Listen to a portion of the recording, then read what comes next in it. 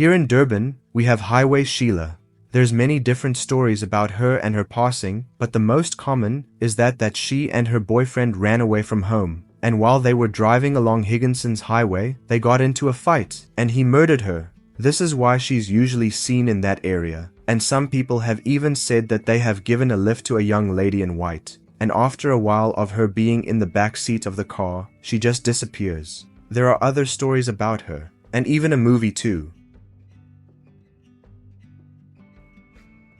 Daisy de Melker's house in Club Street, Turfontein, Johannesburg, has seen its fair share of ghostly happenings. I met someone who claims to have lived there for a few years, and she said it was not great living there because of all the spooky shit. It was fairly close to our church.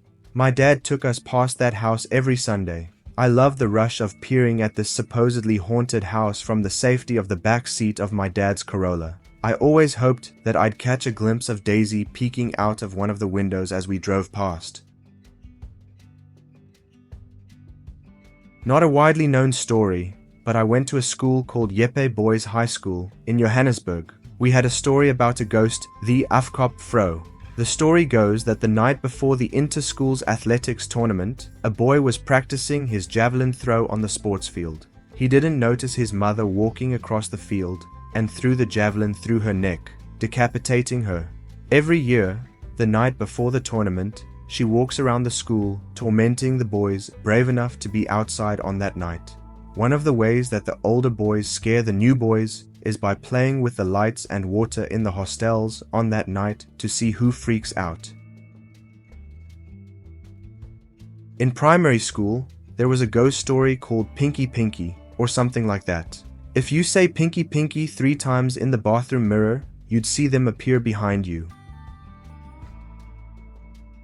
In Port Elizabeth, there is an old school that is very haunted. There is a ghost in the boys' dormitory that was recently caught on camera and was well known before that. She basically just stares at you and moves from window to window to watch you as you're leaving the premises. The family that lived there had many kids, and at night when their parents were asleep, they would slide down the banister on oven trays and almost always wake the maids. Now at night, you can hear giggling and the sound of the trays on the staircases. The house had a magnificent garden that the husband commissioned for his wife to show how much he loved her. She absolutely loved her garden and was in it constantly. After she died, there were reports from the workers that they saw her walking through the garden at night. The garden was sadly destroyed to make sports fields, but some say they still see her. Do I believe this? I don't know. I went to this school for years and I definitely felt something but never actually saw anything. I heard the children on the stairs, but that's about all. This happened to a mate of mine in 2003. He is the most straightforward guy I know. He doesn't BS anyone. Not sure what this classifies as, but my friend owns a diving company that works on dams for the government. Often, these towns are in tiny towns. Throughout South Africa, this one dam is near Ladysmith. These dams are often near or on private property. He knew the farmer from previous work on the dam, and the farmer had offered for them to stay for free on in one of the old farmhouses. The house was literally just a roof and walls, no furniture, so the divers all bought beds and stretchers to sleep on. This work can take weeks, and in some case months to complete, and he had other sites to visit, so he would drop the men off, set them up for the first day, get things started, and then drive back home in the evening. After 3 days, he drove back to the site to see how work was going, and then help the guys finish up the last few days on site. That evening, he went to the farmhouse and set up his bed in the main room, where an old fireplace was. It was very spacious, and he was confused as to why the other 5 divers were all in one room.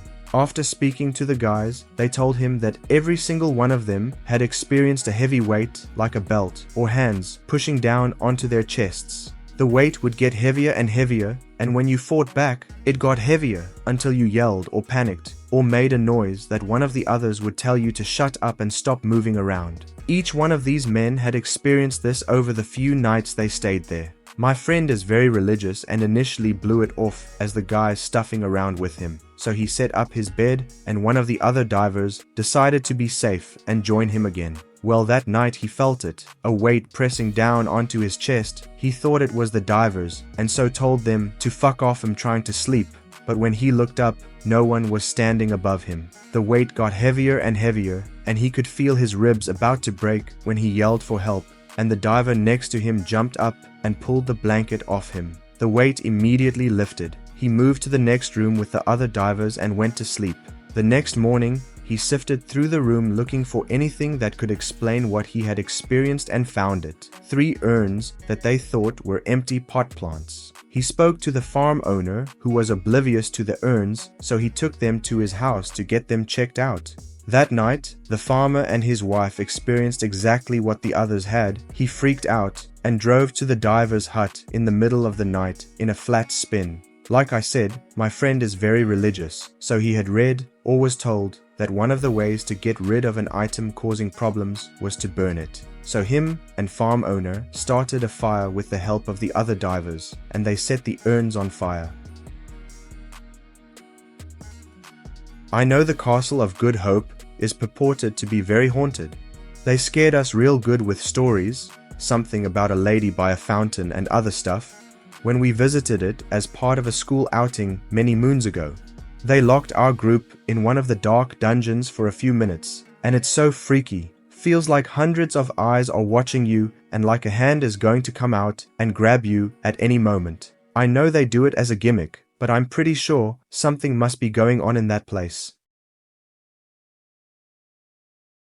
My friend lives in a house that used to belong to General de la Rey, and they claimed it was haunted. I was examining their bookcase one day when her aunt came into the room, gasped and pulled me away from where I was standing. Apparently, I'd been standing in the ghost of the general, and they could see me through him through me. I didn't feel anything. I learned that in South Africa, it's not about if you believe in something evil, but about if the people with you do. When I was a teacher, we stayed in this school on a school trip, and a bunch of the kids swear they saw a tokoloshi. I didn't see anything, but because I was the grown-up, I had to be brave and go check. I didn't see anything, but I sure as hell fucking felt something.